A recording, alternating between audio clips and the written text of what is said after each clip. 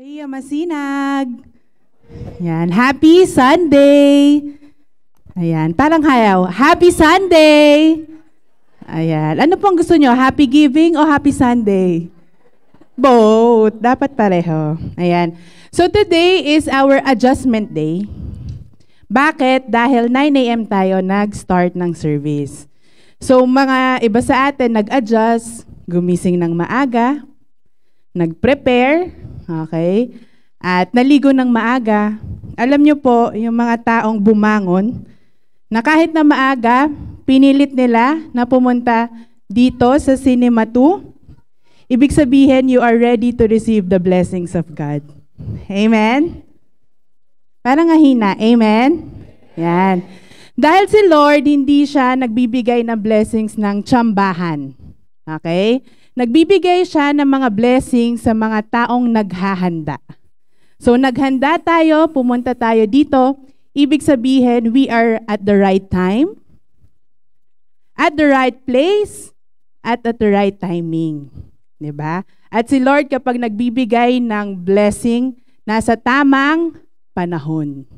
Kaya sabihin mo sa katabi mo, congratulations.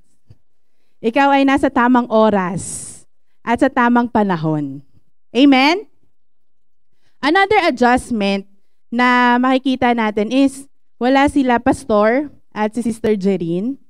Ayan. So, wala po sila pero don't you worry. Okay po ang kanilang BP. Okay po yung kanilang health. Okay. Kaya po wala sila today, sila po ay nasa Japan. Wow, nasa Japan. Sila ay nasa Japan because nasa vacation sila, but more importantly because meron po silang kailangan trabahuhin sa Japan. Okay? Ano yung trabaho na yon? Magbubukas po ng Juhiya Masinag sa Japan. Yan. So, ang tawag doon ay Juhiya Japan. Okay, next Sunday, doon po tayo a-attend. Okay po, 9 a.m. Ayan, so nandun po sila. So let's pray for the fruitfulness ng kanilang work na gagawin sa Japan. Mag-o-open sila ng church doon. So continue pa rin natin silang ipag-pray. Alam niyo po, yung buhay talaga ng pastor, si pastor at si Sister Janine, very, very stressful. Okay, imagine 300 members ay inaalagaan nila. Okay, so yung stress nila kasama, kaya nila kailangan ng vacation. Kaya dahil inaalagaan tayo nila pastor, kailangan alagaan din natin sila. So, self-expenses kasi yung vacation nila. So, sa mga susunod, tayo na yung sumagot ng vacation. Amen? Yan. Sino po yung sasagot ng vacation nila susunod? Yan. Siyempre, alagaan natin sila. Ayan. Pero habang hindi pa natin kaya yon, the least that we can do is dapat hindi ikaw yung stress nila. Okay? Sabihin mo sa katabi mo, hindi dapat ikaw yung stress. Ikaw dapat yung bumubuhat. Ayan, sige. So yan, let's pray for the fruitfulness ng kanilang tatrabahuhin na church sa Japan. And last adjustment, I know, sanay kayo, ang nagtuturo ay Pogi. Ayan, si Pastor Pogi. Nagturo dito si Kuya Ray naman. Pogi. So, maiba lang today. Try natin yung maganda. Joke lang. Tinatanggal ko lang po yung kaba ninyo para po kayong natitense. Ayan. Kasi, kaya masyado kayong seryoso ngayon. Ayan. So, before we start with our preaching, meron po tayong papanoorin na video. At dito po, iikot yung ating word for today. Sige po. A few days later, when Jesus again entered Capernaum, the people heard that he had come home. They gathered in such large numbers that there was no room left, not even outside the door, and he preached the word to them. Some men came, bringing to him a paralyzed man, carried by 4 of them.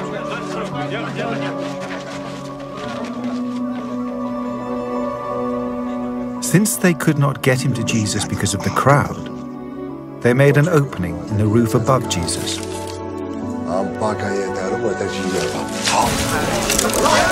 By digging through it, and then lowered the mat the man was lying on.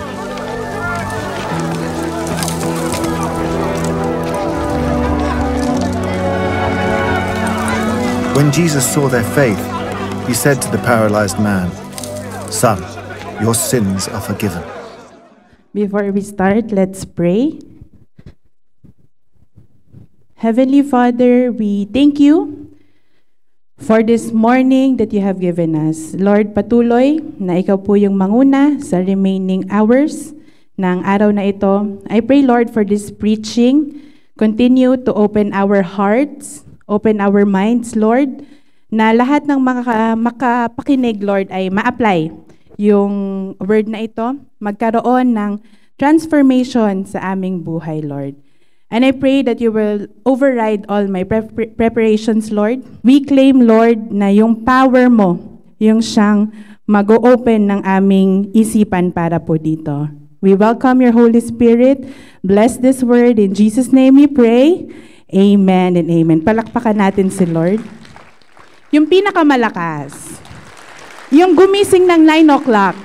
Yan. Ang team natin sa buong month of March ay, hindi po teamwork, ito po, the power of God to save. Okay? Pero for today, ang topic natin is teamwork evangelism. So the power of God to save, sharing the good news. The good news can only be found, kanino po?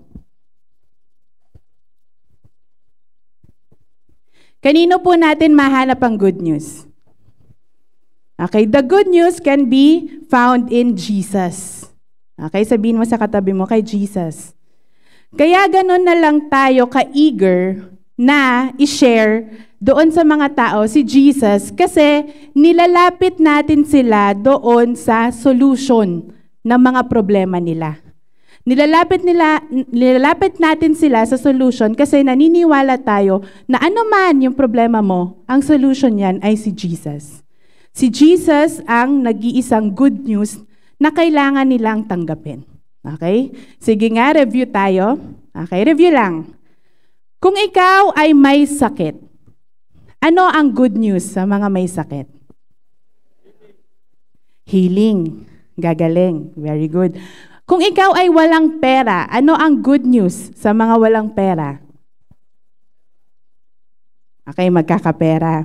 Kung ikaw ay mentally stressed, ikaw ay maraming problema, ano ang good news? Yan, kapag ikaw ay mentally stressed, peace. Tama yon. Kapag marami ka masyadong problema, ang good news is wisdom.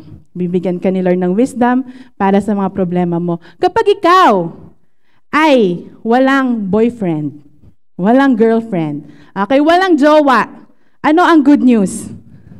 Bibigyan ka ng bagong Bible study. Okay? Ang sagot po doon ay bibigyan ka ng bagong Bible study. Kaya sabihin mo sa single na katabi mo, makinig ka. Okay? Hindi ka bibigyan ng bagong jowa dahil additional problema po yun. Okay? Pero kapag ka oras mo na, bibigyan ka ni Lord. Ayan, nagka mag-alala. So, ang topic natin for today is teamwork evangelism. Pwede po ba lahat tayo basahin natin ang Mark 2, 3-5? 1, 2, 3, go.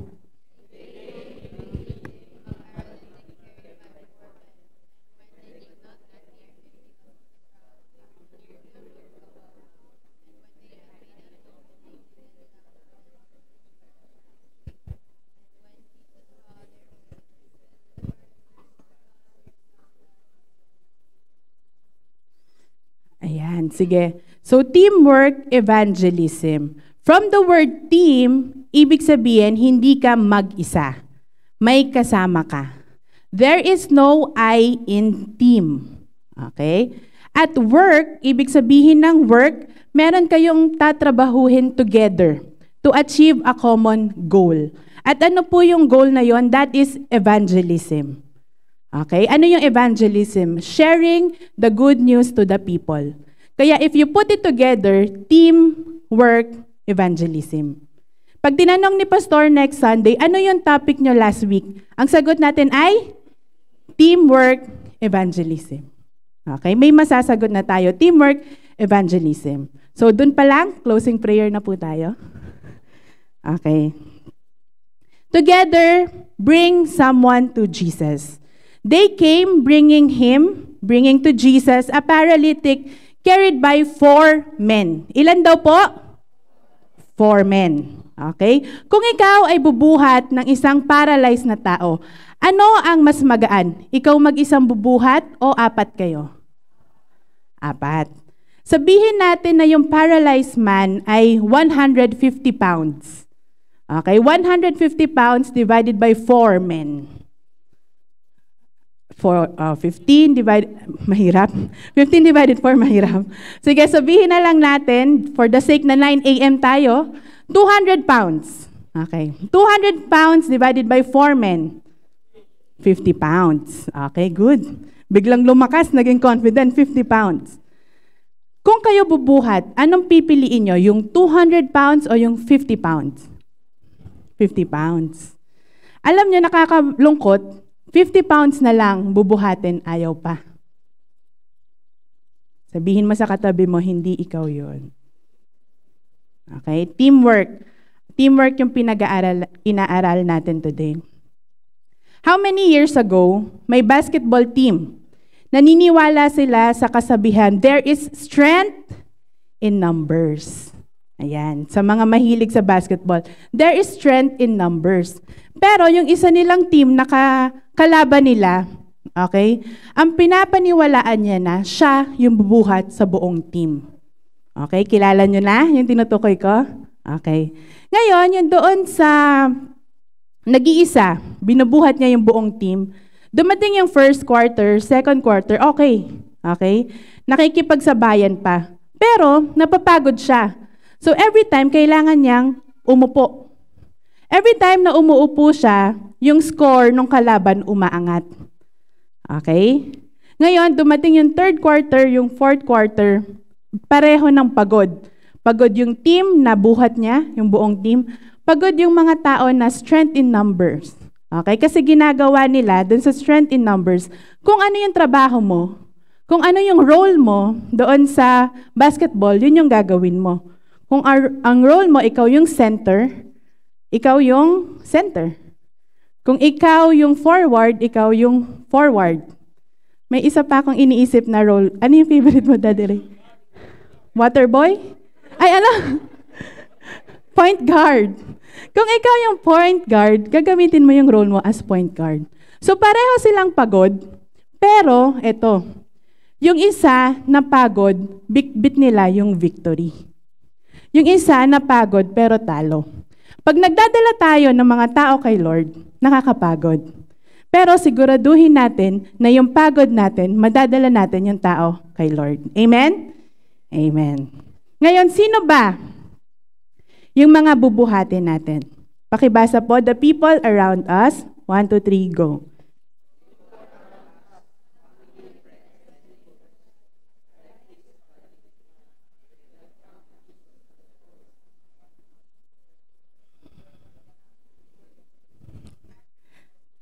Yan, sige. Ang bubuhatin natin is the people around us. Yung mga tao na kailangan natin bitbitin ay yung family, yung friends natin, and yung neighbors natin. At ang pagbibitbit sa kanila, hindi lang basta ini-invite natin. Kailangan binubuhat natin. Kaya nga sabi dito, somebody must have care at concern. Ang true care, hindi lang yan natatapos sa prayer. Yes, pinagpipray natin yung 10 names. Pero after natin i-pray, meron tayong ginagawa. Sometimes nagsasacrifice tayo, nag-e-effort tayo, mapapagod tayo. Oo. Okay? Nung mga tayo nag-i-invite ng mga tao papunta kay Lord, kamusta po? Yung pakiramdam. Mahirap, tama, nakapagod, at minsan nakaka-discourage. Nakaka-discourage, totoo, pero isipin ninyo, 4 kayo. Kung ma-discourage man yung isa, may 3 tutulong na mag-encourage doon sa nade-discourage. Anong sasabihin? Tara, patuloy lang tayo, kaya natin yan. Kaya kayo 4, para kapag may nanghina, tutulungan nyo siya na ma-encourage. Ayun yung kinaganda ng meron kang kasama. Hindi katulad kapag isa ka lang tumatrabaho, kapag na-discourage ka, Kapag napagod ka, titigil ka na. Ang maganda sa teamwork at cooperation, tulong-tulong kayo. Sabihin mo sa katabi mo, tulong tayo. So ito yung mga hindrances in bringing someone to Jesus. Number 1, the distance, the weight of their sin, the crowd, and the roof. Unahin natin yung distance. Okay? The first hindrance is the distance. So physically, going back to the story, every time na dumadaya si Jesus sa isang lugar, hindi lang yung mga taga-tao doon yung pumupunta. Pati yung nasa malalayo, pumupunta rin sila papunta kay Jesus. So, hindi natin alam kung saan nanggaling yung paralytic at yung 4, pero one thing is for sure, malayo yung pinanggalingan nila. Okay? At aside from malayo, yung pinanggalingan nila, meron pa silang bitbit. Okay? Yung mga tao na dinadala natin kay Lord spiritually, napalayo na sila kay Lord. Okay? So, gusto kong i-imagine nyo, yung mga tao na ini-invite natin, napalayo na sila kay Lord spiritually. Parang ganito lang yan. Yung mga bata, kapag kami nag-grocery or nasa mall, from time to time, umaalis sila. Naiinip siguro, so aalis sila, pero bumabalik din sila. Aalis ulit, maya-maya nakikita mo, nandiyan na naman sila. Pero pansinin nyo, may mga bata naliligaw. Tama po? Sino yung mga batang naliligaw? Sila yung mga lumayo ng sobrang layo na. Sila yung lumayo na ang tagal na nilang lumayo, gusto nilang makabalik, pero hindi na sila makabalik kasi naligaw na sila. Okay? Sabi sa Isaiah 53 verse 6, "All we like sheep have gone astray. We have turned everyone in his own ways." Tayo daw ay parang mga tupa. Ano ba ang characteristic ng isang tupa? Okay? Ang tupa, number 1, malabo yung mata. Okay? Ay, hindi po, malinaw po yung mata ko. Yan, malabo yung mata, mahina yung pang-amoy, hindi sila tulad ng mga aso na kapag aamoyin nila, makakauwi sa bahay. Sila hindi, malabo yung kanilang pang-amoy. Ano pa? Iinom na lang sila, na-aksidente pa. Bakit? Kasi yung buhok nila masyadong makapal, kapag iinom sila ng tubig, yung tubig nag-a-absorb, parang sponge. Ngayon, hindi na nila kayang itaas yung ulo nila kasi nahigop na. So, bumibigat na sila. So, yun yung karakteristik ng isang tupa. Pero, ang isa na magandang ugali ng tupa ay ito. Alam niyo po? Hindi. Ang karakteristik ng tupa ay yung kanilang pandinig malinaw. Okay? Malinaw ang pandinig ng tupa, kaya kapag tinawag sila ng shepherd nila, naririnig agad nila. Okay? Tayo, para rin dapat tayong tupa, na kapag tinawag tayo ni Lord, naririnig natin yung boses ni Lord. Amen? Para hindi tayo maligaw, kailangan talasan natin yung pandinig natin, makikinig tayo kay Jesus sa mga salita niya. Kaya sabihin mo sa katabi mo ngayon, makinig ka. Huwag kang matutulog. Ayan. Next, the iniquity. The Lord has laid on him, Jesus, the iniquity of us all. Baka kasi sabihin natin, hindi naman ako napalayo. Pero ganito po yun. Sabi doon sa The Bridge, nung unang panahon ng tao, malapit kay God. Kaya lang may pumagitna. Kaya nagkalayo yung tao at si God. Ano po yung pumagitna? Sin. Good. Sin. So, ibig sabihin, napalayo tayo kay Lord. It doesn't matter kung napalayo ka ng konti o napalayo ka ng todo. The important thing is napalayo ka, kaya bumalik ka na kay Lord. Okay? Hindi ko po alam kung gaano kalayo ka na. Pero kung ikaw yon napalayo kay Lord, nagsisimba ka pero kulang na yung pagmamahal mo kay Lord, this is a time na sinasabi ni Lord na bumalik ka na sa Kanya. Amen? Bakit ba makulit si Lord at gusto niya lagi na bumalik sa Kanya. Sabi dito sa last point, kahit gaano tayo kalayo o lumayo, may gagamitin ng Diyos na tao para hanapin at habulin ka until He finds us. Imagine natin ito. Si Lord, may niluluto siyang blessings para sa atin. Okay? May niluluto si Lord na blessing. Ngayon, yung mga tao na malapit kay Lord, easily, inaabot niya yung blessing. Okay? Aabot ni Lord sa'yo yung blessing kasi malapit. Malapit ka. Ngayon, may mga tao na malayo kay Lord. Si Lord, iaabot na sana yung blessing, kaya lang ang layo mo. Parang yung mga magulang, pagka oras na ng kainan, tinatawag pa, anak, kain na. Okay? Lalamig na yung pagkain. Si Lord, tinatawag niya tayo. Kaya lang, okay, tayo yung ayaw lumapit. Yung blessing na bibigay sana sa atin, panis na. The Lord is the God of order. Okay? Hindi niya ibabato yung blessing. Iaabot niya sa'yo directly. Paano tayo makakatanggap ng blessing kung ang layo-layo ng puso natin? Paano tayo makakatanggap ng blessing kung pilit tayong lumalayo kay Lord? Paano po? Diba? Hindi natin alam.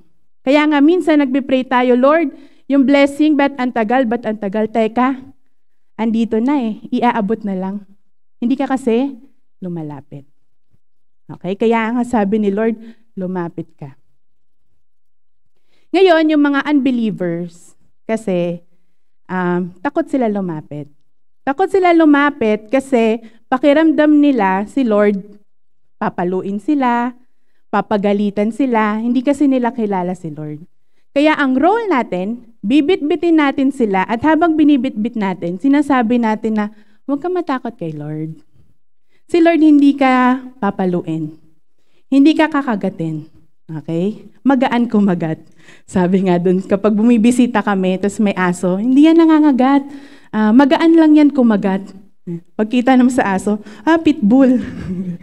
Ayan. So si Lord, ina-encourage natin sila na lapit ka na kay Lord. Okay? Kasi yung good news na kay Lord. Yung blessing na kay Lord. Amen? Sino ditong lalayo pa? Sino dito lalapit na siya kay Lord? Amen. Sige po. So number 1 na hindrance nila is distance. Next, the weight of sin. Okay, sa medical term, ang paralysis, ito yung loss and the ability to move, feel, or anything and in most part of the body. Ibig sabihin, gusto nilang gumalaw, pero hindi nila mapagalaw yung katawan nila. Sila ay nakaparalyze. Mahirap po mag-alaga ng mga tao na paralyzed. Pero mas mahirap mag-alaga ng mga tao na spiritually paralyzed na sila. Ano yung mga spiritually paralyzed? Ito yung mga bibit-bitin natin na hindi nila alam na kailangan pala nila si Lord. Okay? Hindi nila alam, pag niyaya mo sila, feeling nila, hindi ko naman kailangan si Lord Kaya ayaw nilang pumunta. Ang opposite naman ng paralyzed is yung nagkukumbulsyon. Alam mo yan, pag niyaya mo sa outing, kapag niyaya mo sa mga swimming, anong sasabihin? Tara na, gising tayo madaling araw para hindi tayo matraffic sa SLEX. Para hindi natin maabutan yung traffic sa NLEX. Okay, gising tayong maaga. Pero pag niyaya mo sa church, yung church namin 9 a.m. Ay, 9 a.m. Ang aga naman. 'Di ba? Willing gumising ng madaling araw sa vacation, pero kapag sa church 9 a.m. ay ang aga. Yan.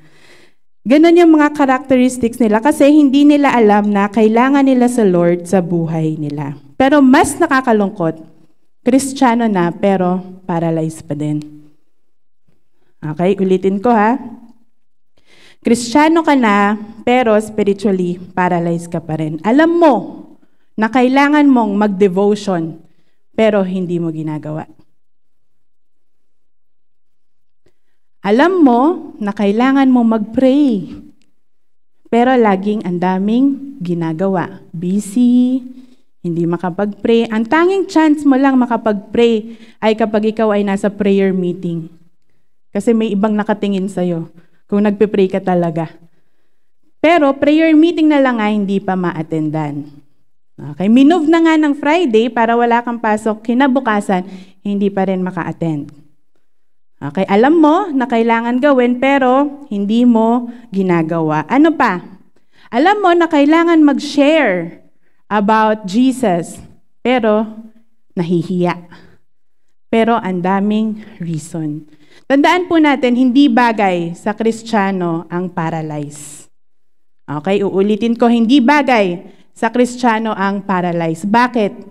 Unless na hindi mo kayang bitbitin yung sarili mo, paano mo bibitbitin yung ibang tao? Okay? Kaya nga, bitbitin mo muna yung sarili mo, gawin mo yung yung spiritual disciplines, madami yon. Okay, gawin mo para nang sa ganun, prepared ka. Ready ka na bumuhat ng ibang tao. Amen? Ngayon, the weight of their sins, ask forgiveness on their behalf. Kung kailangan mo silang iiyak kay Lord, then iiyak mo sila kay Lord. Tinatopic natin sa manual na kapag daw ang tao hindi nakatanggap kay Lord, kapag sila ay nawala sa mundong ito, ayan, saan sila mapupunta? Saan po? Sa hell. Okay? Correct. Kaya gano'n na lang tayo, ka-eager na invite sila, tanggapin mo si Jesus, para kahit ano man mangyari sa'yo, ligtas ka. Sa langit ka pupunta. Kaya mag-Bible study tayo para yung salvation, maalagaan mo. Okay? Kaya gano'n na lang tayo ka-eager. Kasi kapag na-timingan, na yung pinagpipray natin ay nawala sa mundong ito at hindi natin na-sharean, diretso sila sa baba.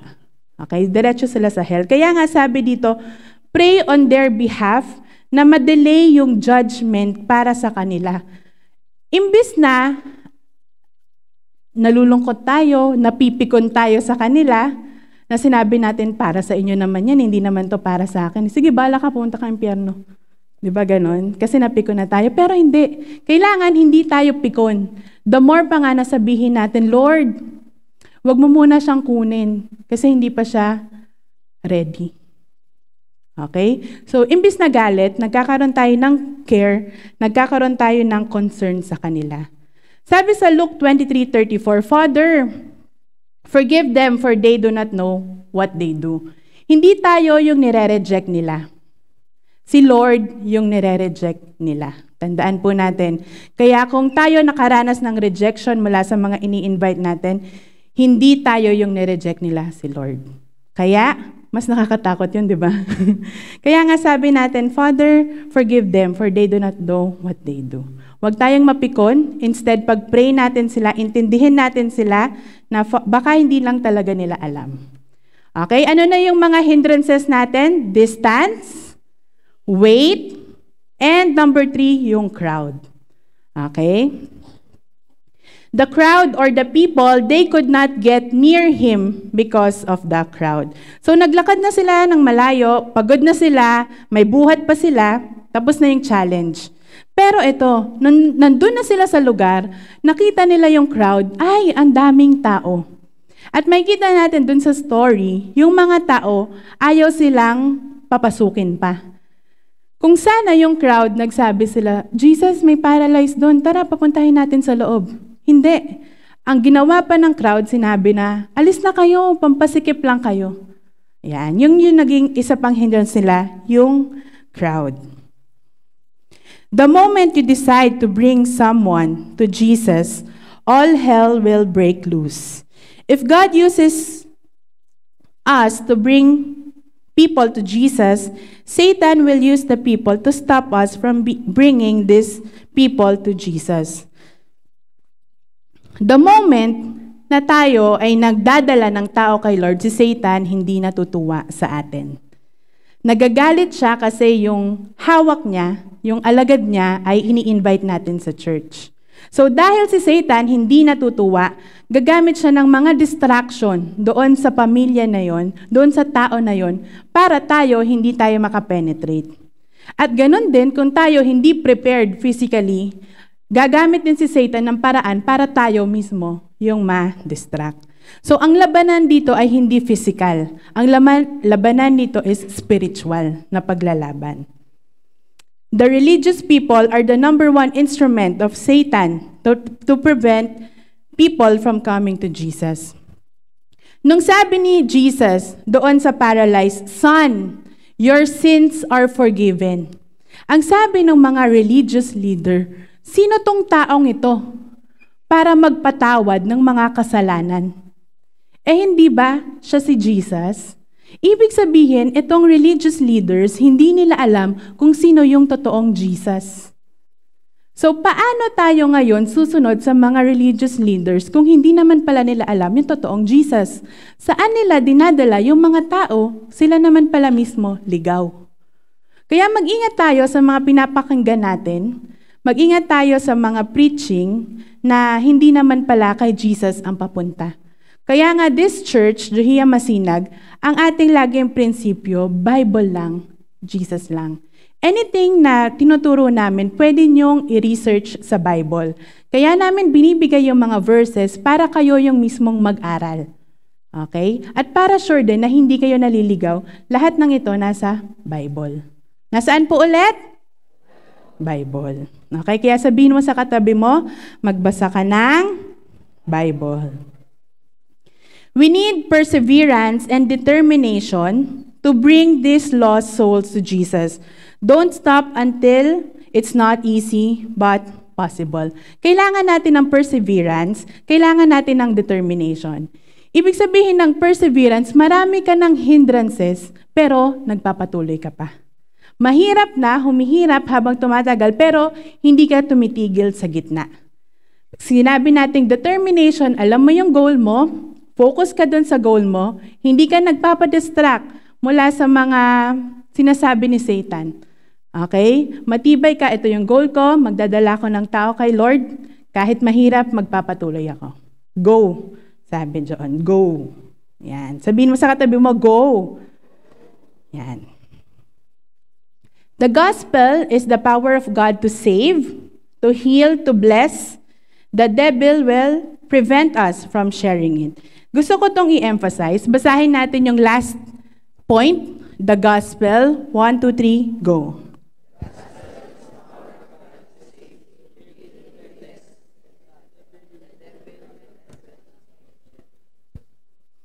Ayan. So, the gospel is the power of God to save.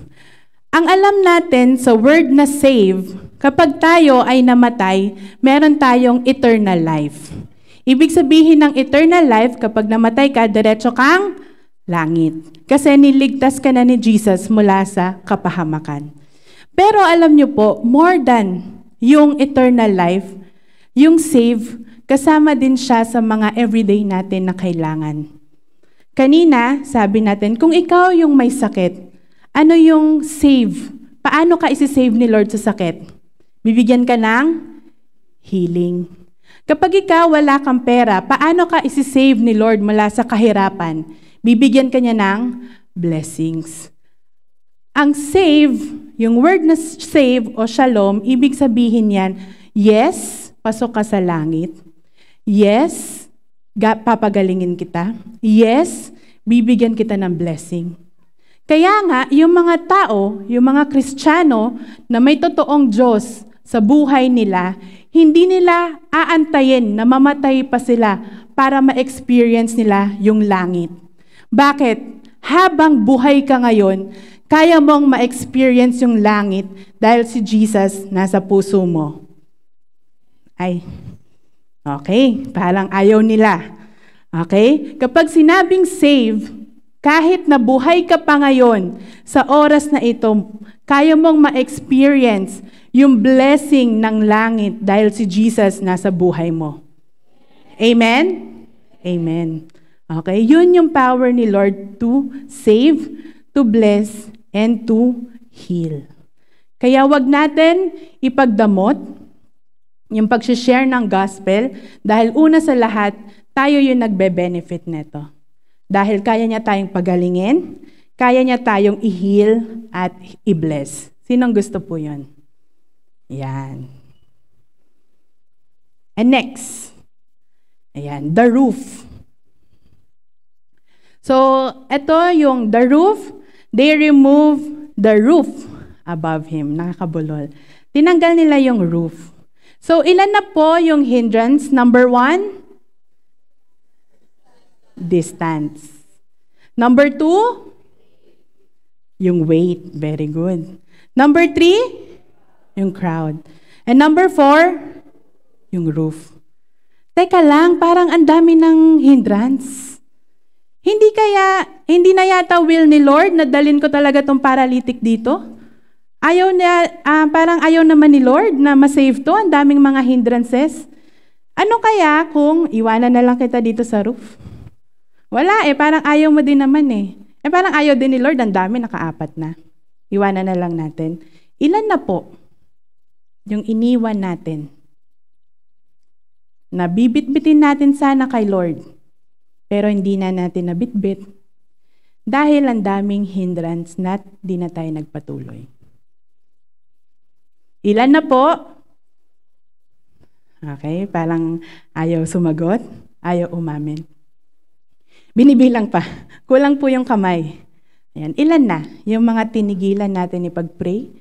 Nagsawa na tayo, napagod na tayo. Ito pong pagsubok nila, yung roof. Okay? Kahit napagod na sila, bit-bit nila, marami na silang pinagdaanan.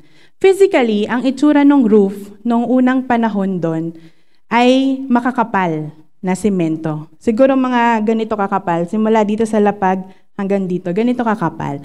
Bakit mga semento, siguro bricks na 5 to 6 ang kapal? Bakit makapal? Ito po kasi yung shield nila laban sa araw. Okay? Imagine kung nung unang panahon nasa yero yung roof nila, sa sobrang init, hindi kaya't parang ang itsura nila Jesus para silang nasa pugon, nililitsyon, parang oven. Kasi sobrang init, yero. Pero nung time na yan, walang yero Ang gamit nila, makakapal na simento. Sa tingin natin, nung time na yon, prepared kaya itong 4 na nagbubuhat? May dala kaya silang backhoe? Yes. May dala kaya silang, ano po ba yung mga construction? Pakitulungan po. Okay. May dala ba silang mga pala, maso? Ayan. So, ang palagay natin, wala. Okay. Anong dala nila? Siguro, meron silang nakita ng mga scrap doon. Okay. Tapos, pwede na to. Tinatanggal nila yung mga bricks. Tinatanggal sila hanggang sa makakuha na sila ng malaking, nakabutas na sila. 2 feet by 2 feet. Okay. Mga ganito siguro. Ngayon, nung naka-open na sila sa roof ng mga ganito kaliit, anong sabi nila? Sige, unahin natin yung ulo. Ihulog na natin. Kasya na to, 2 feet by 2 feet. Ganito lang, square. Ganon ba ginawa nila? Kung ganon yung ginawa nila, ang storya, hindi pinagaling ni Jesus ang paralyzed. Ang storya, binuhay ni Lord yung dating paralyzed. Imagine, paralyzed ka lang dati, pero hinulog ka, patay ka na. Langit agad. Hindi, joke lang. Ang ginawa nila, ang sipag din talaga nila, talagang madiskarte sila. Kung gaano katangkad yung paralyzed man, ganun kahaba yung ginawa nilang rectangle. Okay? So, nagtiyaga sila. At imagine ninyo, ano kaya yung sinasabi ng mga crowd? Kasi kami sa bahay, kapag may construction, yung paligid namin, ang ingay, hindi kami makatulog. Yan, nagrereklamo, diba? Di ibig sabihin, yung mga crowded dito, huy, ano ba yan? Natatalsikan kami ng semento. Diba? Nagrereklamo sila. At imagine yung mga Pharisees, yung mga nandoon na religious leader, hindi kaya sila, kasuhan nyo yan, trespassing. Diba? Sila pa yung mga mismong pumipigil. Pero itong 4 na to, bingi. Bingi sa mga negative na sinasabi ng iba. Okay, hindi nila pinakinggan, nagpatuloy sila, binuksan nila yung roof at binaba nila yung paralyzed. Okay? Nung binaba nila yung bulag, nakakita po yung bulag. Wala silang reaction. Nakikinig po ba kayo? Tinitignan ko lang kung magre-react kayo. Paralyzed po ha. Paralyzed po yung pinag-uusapan natin, hindi bulag. Okay? Nung binaba nila, nakakita po yung paralyzed. Ay, hindi pa din. Nung binaba nila, nakarinig yung paralyzed. Hindi pa din. Nung binaba nila, nakalakad yung paralyzed. Iyon. So, nakalakad. Okay. Spiritually, ito yung roof na pinag-uusapan natin. Spiritually ay may physical na barrier ang ginawa ni Satan para yung mga tao na ini-invite natin ay hindi makakita. So, yung roof, ayun yung pang-cover ni Satan sa mga mata ng mga ini-invite natin para kapag in-invite natin sila, hindi sila pumunta.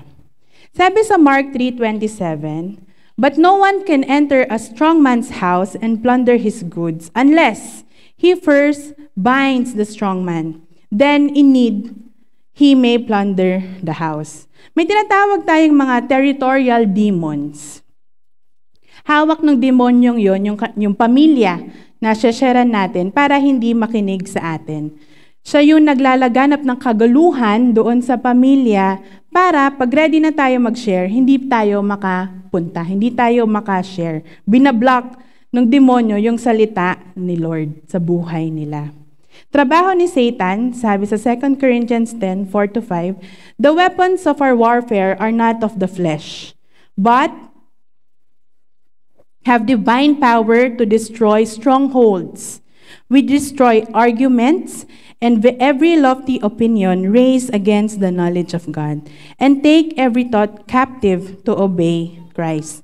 Trabaho ni Satan, takpan ang mga mata nila mula sa katotohanan. Okay, trabaho ni Satan, takpan ang mata nila sa katotohanan dahil ayaw ni Satan makita nila yung light.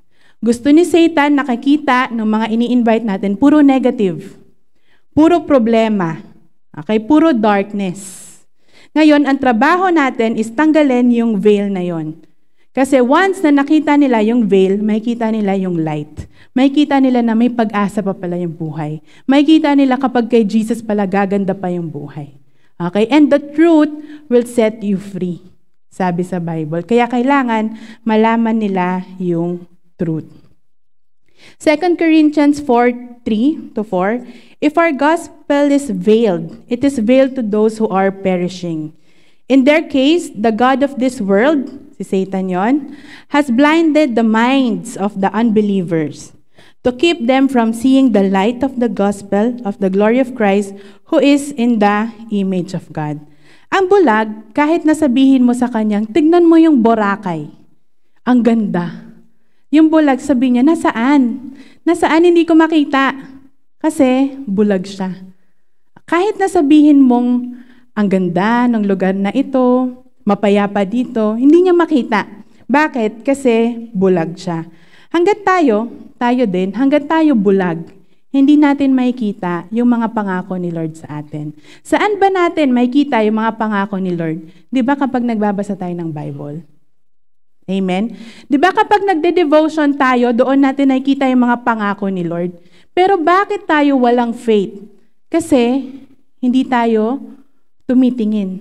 Nakikita natin pero hindi natin makita dahil yung mata natin nabablinded sa distraction ni enemy na hindi totoo yan, pinagpipray mo na yan.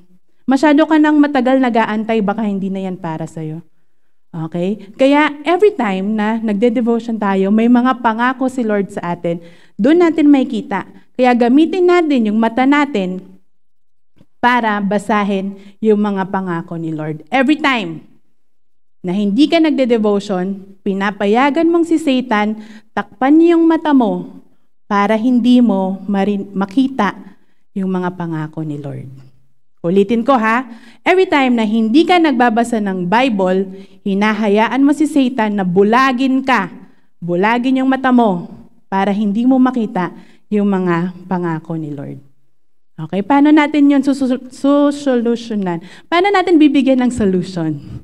Sabi sa Bible study, ang mga anak ng Diyos nag-aaral at nakikinig ng salita ng Diyos. Kaya para hindi tayo mabulag, tayo ay magbasa. Buksan natin yung mata natin para tayo ay magbasa ng mga pangako ni Lord.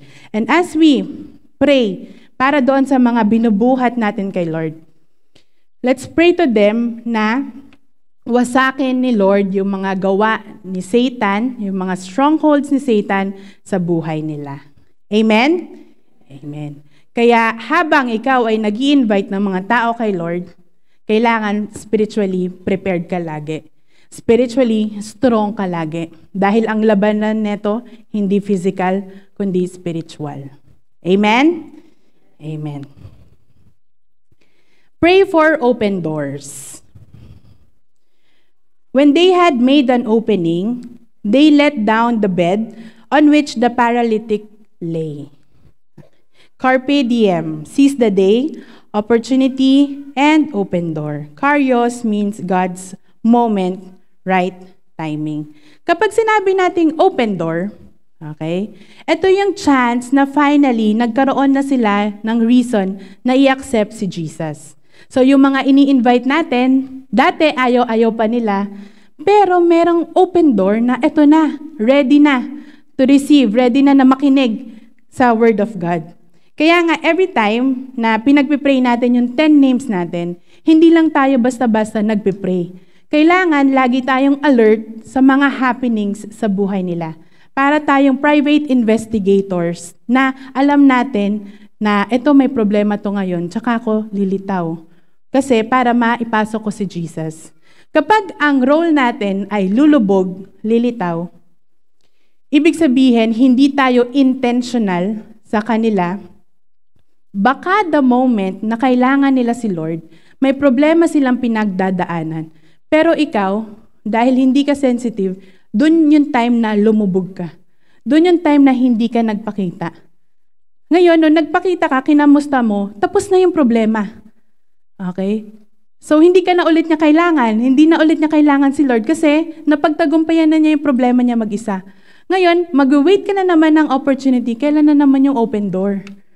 Kasi yung time na may open door, hindi ka prepared. Hindi ka nagpakita. So, lagi natin antayin or pray natin na Lord, magkaroon ako ng magkaroon ng opportunity para mapasok ko yung Word of God. Kaya kailangan, lagi tayong prepare. Sabihin mo sa katabi mo, hindi lulubog, hindi lilitaw, laging updated. Yan. Sige. Basahin natin to. When Jesus saw their faith. Okay, 1, 2, 3, go.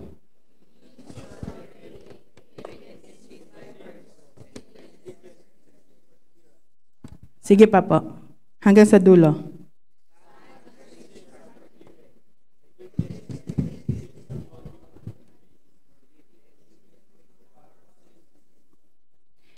When Jesus saw their faith. Ilan kaya yung faith na nakita ni Jesus? Ilan kaya? Faith nung 4 na nagbubuhat? Faith nung 1 na paralyzed? O faith nilang 5? Sa inyo pong palagay, doon sa 4, doon sa 1, o doon sa 5? Okay. Hindi natin malaman for sure. Yun yung sagot. Hindi natin malaman for sure, pero this is what we assume.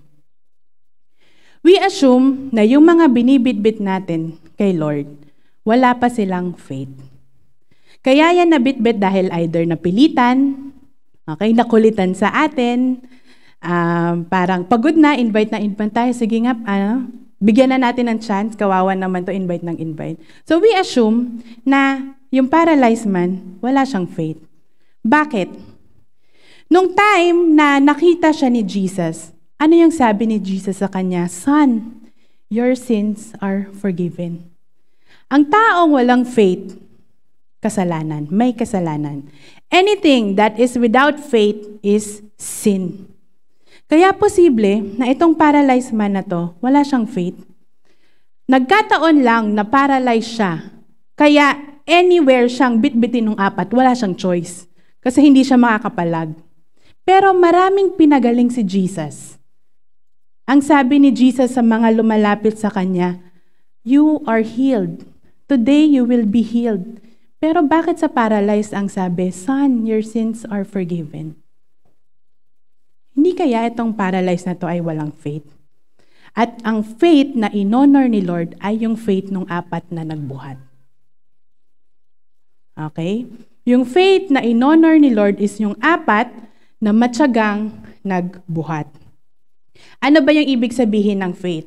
Faith is hindi mo pa nakikita, pero naniniwala ka. At hindi natatapos sa naniniwala ka, meron kang action na ginagawa. At true enough, itong apat na tao nga to, based dun sa action nila, doon sa mga hindrances, napatunayan nila na may faith sila dahil nalagpasan nila challenge after challenge after challenge. Amen? So, in-honor ni Lord yung faith ng apat. Yung mga ini-invite natin, posible wala pa yung faith. Pero basta tayo naniniwala na pag ito binigay natin kay Lord, itong invite natin, then kung ano man yung kailangan niyang pagsisave ni Lord, ibibigay ni Lord. Amen? Amen. And sabi dito, forgiveness is the greatest need of all human beings. Forgiveness breaks the power of sin. Kapag ang taong yon, sabi, Son, your sins are forgiven. Kapag ang tao nakatanggap ng forgiveness galing kay Jesus, lahat ng kasalanan ng taong yon napuputol. Ulitin ko ha, kapag ang tao nakatanggap ng forgiveness galing kay Jesus, lahat ng kasalanan ng taong yon putol. Hanggat may sin yung tao, yung hawak ni Satan sa kanila ay powerful. Pero once na humingi yan ng tawad, sabi nga natin nag-ABC, wala nang hawak si Satan. Meron na silang kalayaan. Kaya yung binigay ni Lord na forgiveness, napaka-powerful niyan. Dahil yan yung nagpalaya mula sa strongholds nung paralyzed man. Okay? Kaya tayo, kung ano man yung mga kasalanan na bitbit natin at bitbit ng mga dinadala natin kay Lord, hingi lang tayo ng tawad din, patatawarin tayo ni Lord. Hindi lang basta papatawarin, papalayain. Amen? Sino dito yung mga malalaya na? Yan, malaya ka dahil pinatawad ka ni Lord mula sa kasalanan mo. Nung time na, kailan ba yan?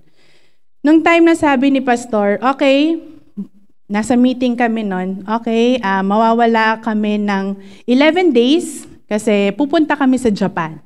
Yan, sabi ni Pastor sa amin. Pero may tatrabahuhin kasi kami doon na pag-open ng church.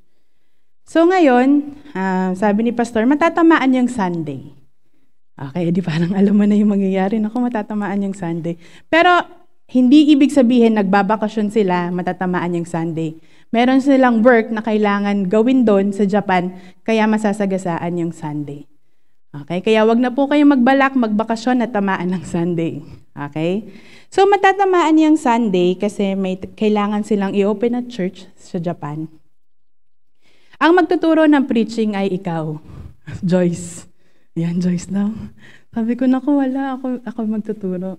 Ngayon, deep inside, siyempre sinabi Joyce, pumasok na sa isip mo, Pastor, baka pwede naman 5 days lang kayo sa Japan. Ang haba naman ng 11. Masyado na kayong unwind na kayo noon. Di ba? Parang, grabe naman, Pastor, yung 11 days. Pero sino ba naman ako para tumanggi, di ba? Kasi lalo work yun. Ngayon, sabi hindi ko naman yan sinabi, pumasok lang sa isip kong ganun, tapos wala naman na. Pero during in the middle of the meeting namin, Sister Jerine, bigla niyang sinabi, Holy Spirit po talaga siya. Sabi niya, Joyce, huwag mong kalimutan yung nangyari sa'yo nung bata ka pa. Sabi niyang ganun. Sabi ko, wala, ano ba yung nangyari sa akin? Parang ang point niya, hindi ka pwedeng tumanggi kasi may ginawa si Lord sa buhay mo nung bata ka pa, kaya bawal kang tumanggi na mag-preach.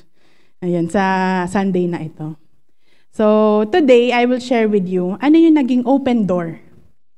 Yan. Ang topic kasi natin, open door, ano yung naging chance para makapasok si Lord doon sa buhay ng tao na unbeliever pa. Ito po yung naging open door para sa amin. Yan, ni-remind ako ni Sister Janine. So, nung 1990s, ayan, bata pa ako noon, mga siguro 5 years old, yung aking mga magulang, hindi pa sila nakakilala kay Lord. Ayan. Alam nila, may nagsashare, pero hindi pa nila tinatanggap si Lord. So, ito yung naging opening door para sa pamilya namin na makilala si Lord. Nagkaroon po ako ng malalang sakit, mga 1990s. During that time, hindi pa siya kasi napapagaling. So, I was 5 years old, nagkaroon ako ng dengue, stage 4, okay? Nung panahon na yon ng dengue, kapag nagkaroon ka ng dengue, sure na mamamatay ka. Parang ganito lang yan, nagkaroon ng pandemic. Yung mga first batch na nagkaroon ng COVID, di ba sila yung namamatay? Kasi wala pang cure. So ngayon, 1990s, pag nagkakaroon ng dengue, hindi pa alam ng mga doktor yung cure para doon. So nasa magandang hospital ako, pero hindi nila akong kayang pagalingin. Nag-50-50 na ako. So sabi nung hospital na private dyan, kailangan natin siyang ilipat sa National Children's Hospital. Kasi hindi namin kaya. So naka-ambulance ako. And every time na nakakita kayo ng ambulance, nakikita niyo yung puti, tapos umiilaw. Ako hanggang ngayon, kapag nakakita ako ng ambulance, nakikita ko yung loob. Na-imagine ko pa rin yung loob kasi doon ako nagstay ng matagal sa loob ng ambulance habang papunta kami doon sa ospital. Ang daming paraphernalias, ang gulo. Ganyan. So ngayon, nandun na ako sa hospital, naka-confine na ako. Pero I'm not getting any better. Yung pamilya ko noon, yung mga magulang ko, negosyante na sila nung panahon na yon. So, may pera sila. Sabi nila doon sa doktor, Doc, hindi problema yung pera, pagalingin mo yung anak ko. And sabi ng doktor, sige, gagawin natin yung lahat para pagalingin siya. Pero wala pa tayong cure sa mga dengue sa panahon na to. So, nung time na na-realize nila, may pera ka, pero yung pera walang magawa. Hindi mapagpagaling yung anak mo. Nagawa na nila lahat. Doon sila naging desperate na, hindi kaya to ng pera, hindi to nadadaan ng pera, kailangan natin si Lord.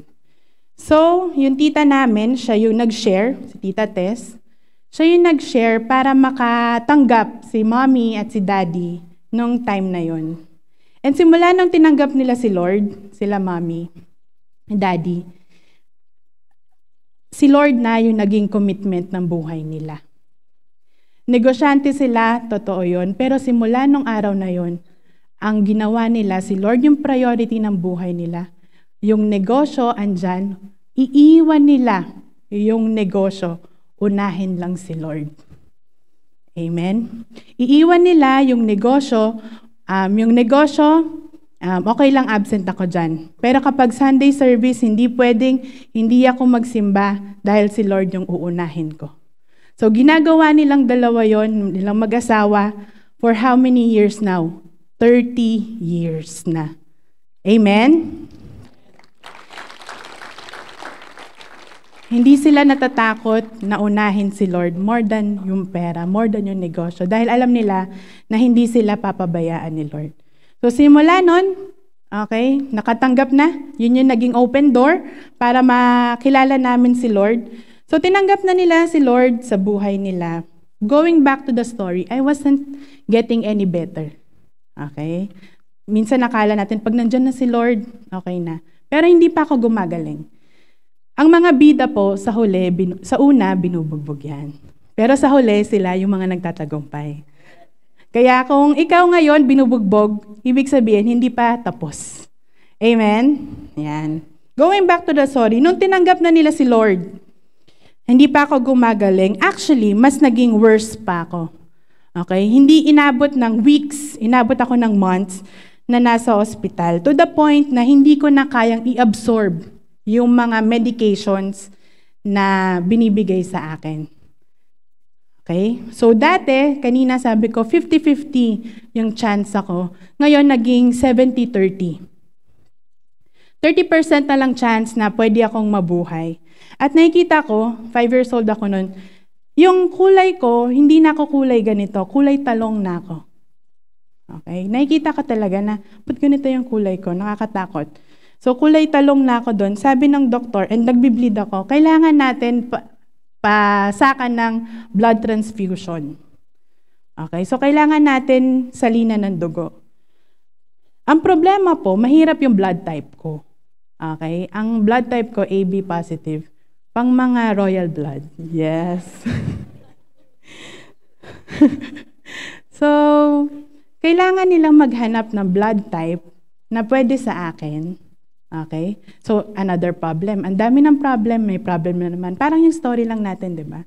Ngayon, nakahanap na ng dugo. Thank you, Lord. Ngayon, nung ready na ipasok yung gamot sa akin, nakita nila na yung ugat ko nag-shrink na. So, hindi na mapasukan ng ugat. Alam niyo po yung ginawa sa akin? Kitang-kita ko. Hindi nila ako pwedeng patulugin habang ginagawa yung operation kasi baka hindi na ako magising. So, gising ako, hiniwa po nila yung kamay ko dito, yung braso ko. Para habang hinihiwa nila, pinapasok nila yung dugo na kailangan ko. Hindi lang sa braso, pati sa paa ko.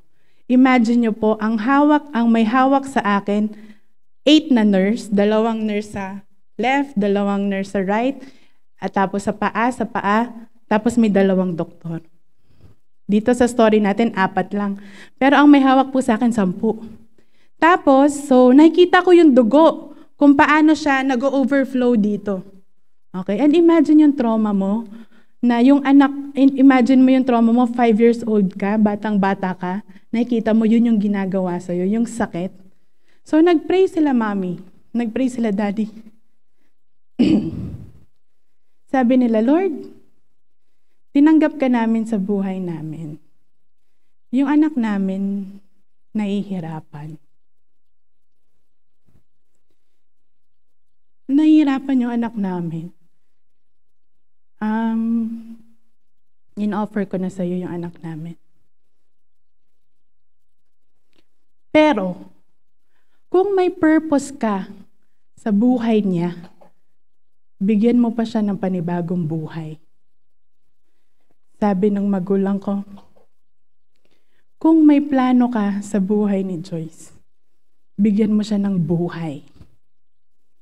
At true enough, hindi po ako makakatayo sa harap ninyo ngayon para magturo kung hindi pinahaba ni Lord yung buhay.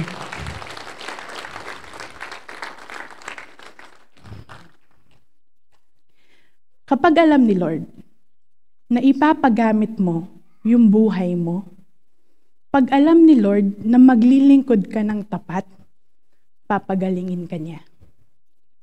Pag alam ni Lord na yung buhay mo, susunod ka kay Lord kahit anong mangyari, bibigyan ka niya ng buhay. Ayan yung pangako niya sa mga anak na marunong sumunod, papahabain yung buhay. Nung time na inooperahan ako, hindi namin alam, pero nasa isip na pala ni Lord, magsasurvive ka dyan kasi darating yung araw, magtuturo ka. At ito yun. Yes. Yun yung naging open door sa amin. Kaya kung meron akong gustong i-emphasize sa inyo, ito po yun. Ipagamit niyo yung buhay niyo kay Lord kasi Papa, galingin niya kayo. Ipagamit mo yung buhay niyo kay Lord kasi papahabain niya yung buhay mo. Kaya marami sa atin, nagkasakit na sa puso, pero gumaling. May plano si Lord sa buhay niyo. Meron tao dito sa atin, nagkaroon na ng mga cardiac arrest, na stroke na, or gumaling, nagka-cancer pero gumaling. May plano si Lord sa buhay niyo. May mga iba, may mga bukol, may mga cyst, may mga bara-bara sa ugat, pero gumagaling. Ibig sabihin, may plano si Lord sa buhay niyo. At ano yung plano na yun? Mag-share kayo ng Word of God. Amen? Biro-biro nga namin, biro-biro nga namin, kung hindi dumating yung time na binuhay ako ni Lord, si Kuya Ray ngayon, walang maganda at mabait na asawa. Yes. Buti na lang, binuhay ako ni Lord para sa'yo. Parang ayaw mo pa. Parang ayaw pa niya. Okay. So, obedience. Okay, dito na tayo magtatapos. This March, ang goal natin is to share the good news. By coming anniversary, kukunin natin yung Cinema 2, kukunin natin yung Cinema 1, bitbitin natin yung mga taong kailangan natin bitbitin. Huwag natin sayangin yung buhay natin na binigay ni Lord. Huwag natin sayangin yung pagpapagaling na binigay ni Lord sa atin. Sabi sa Matthew 24:14, "And the gospel of the kingdom will be proclaimed throughout the whole world as testimony to all the nations." Habang tayo ay nagkakaroon ng testimony, padami yung testimony natin. Okay? Habang tayo nagsishare, dumadami yung testimony natin. So, i-goal natin na, Lord, susundin ka namin. Bakit? Baka kasi ngayon nakamotor ka. Tapos, nagba-Bible study ka. Alam mo gagawin ni Lord? Sasabihin niya, itong anak ko, faithful na nagba-Bible study gamit yung motor. Sige nga, bigyan ko to ng kotse. Okay? Para naman, nakakotse ka, para kahit naman umuulan, komportable ka. Para naman hindi ka mabasa. Okay? Kasi bit-bit mo yung good news, hindi ka komportable, ayaw ni Lord nun. Ngayon, bibigyan ka ng sasakyan. Nandun na rin yung gas, syempre. And ngayon, sabi niya, itong bahay na nagkakaroon ng Bible study, masikip na masyado, ang dami niya nang napa-attendan dito. Padamihin natin yung bahay, palakihin natin yung bahay. Ngayon, dati nakamotor ka lang, nagkasasakyan ka, binigyan ka ng bahay.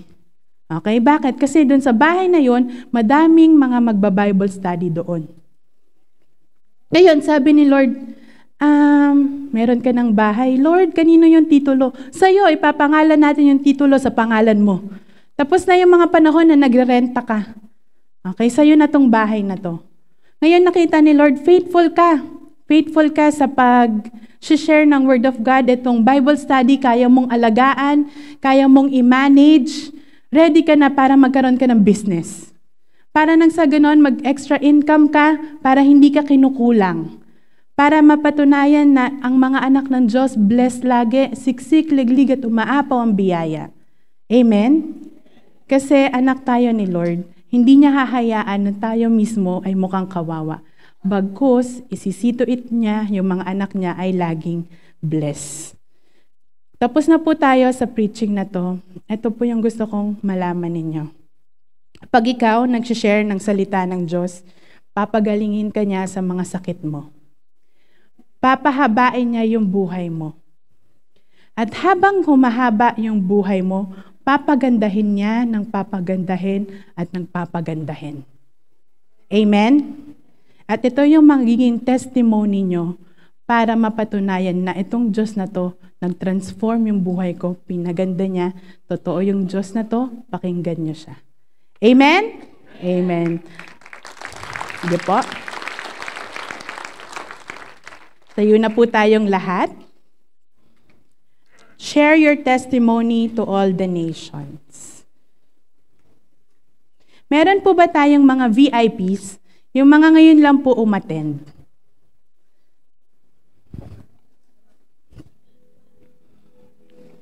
Yan, sige po. Kung meron po tayong mga VIPs, pwede po kayong pumunta dito sa harap.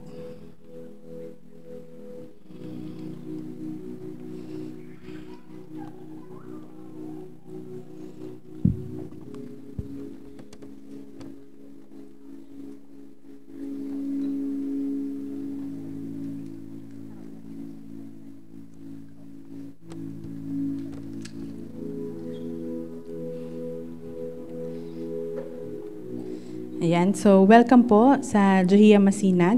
Ayan, ito po yung church natin na pinoproclaim na si Jesus lang at Bible lang. Ayan, so hindi po aksidente kung bakit kayo nandito ngayon. I'm sure may magandang plano po si Lord sa buhay ninyo. Ayan, so kung gusto nyo po na tanggapin si Jesus sa buhay natin, pwede po tayong pumikit at yumuko. Itaas po natin yung ating kamay as a sign na nagsusurrender tayo kay Lord. And habang po ako nagpipray, repeat after me.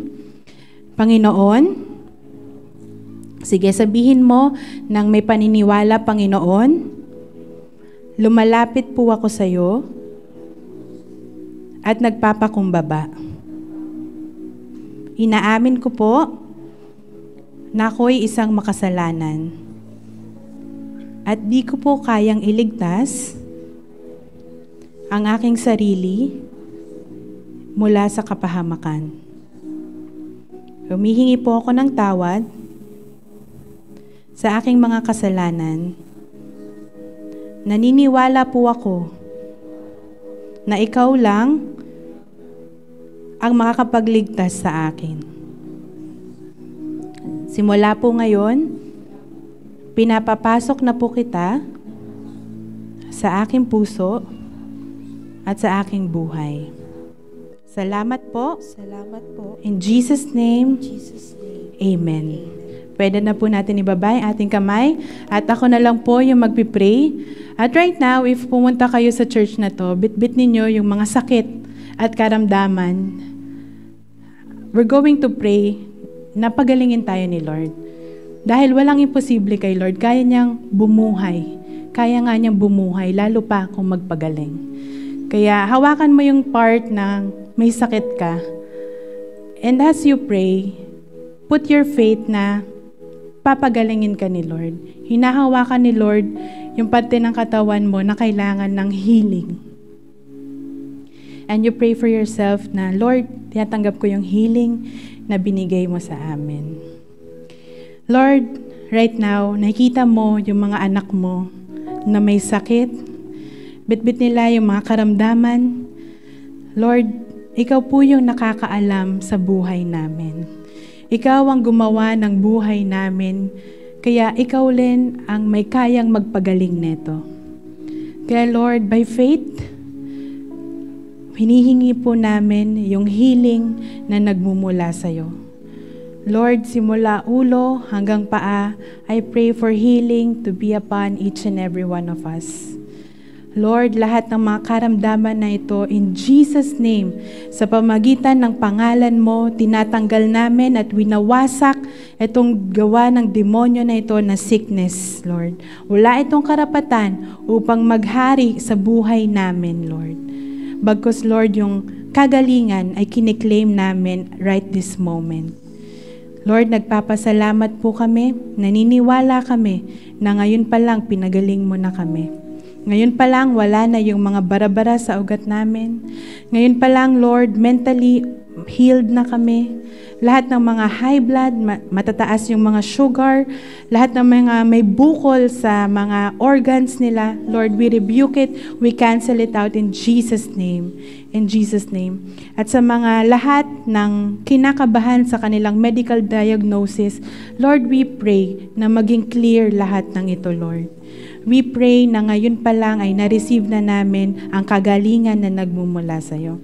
At habang pinapagaling mo kami, Lord, kiniklaim din namin yung saganang mahabang buhay na ipagkakaloob mo sa amin.